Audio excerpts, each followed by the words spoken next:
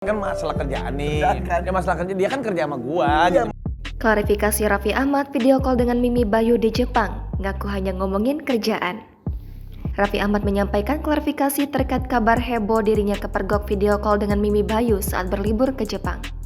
Sebelumnya, seorang fans tidak sengaja bertemu dengan Raffi Ahmad yang kebetulan sedang melakukan panggilan video dengan karyawannya, Mimi Bayu.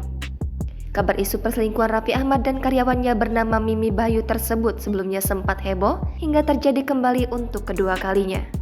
Melalui program acara yang dipandunya, Raffi Ahmad membenarkan adanya video call dengan karyawannya, Mimi Bayu.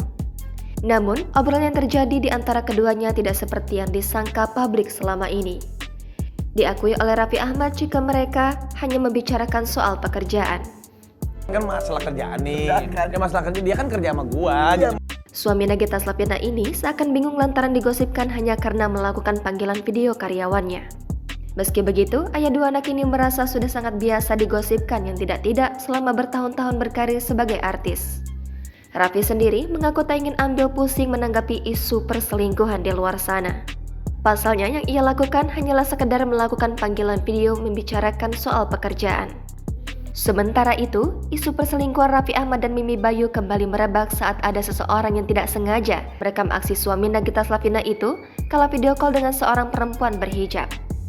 Diketahui, Raffi Ahmad tengah berlibur ke Jepang dengan keluarga beserta beberapa rekan artisnya.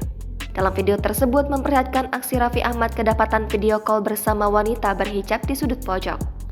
Tak hanya itu saja, dalam unggahan itu pula terlihat gelagat Raffi Ahmad yang terciduk video call ini begitu panik dan salah tingkah.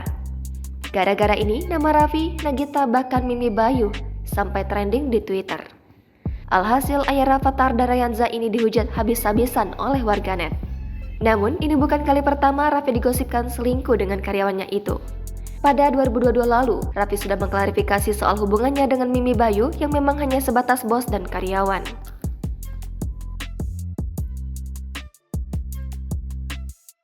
Kan masalah kerjaan nih, ya masalah kerja, dia kan kerja sama gua.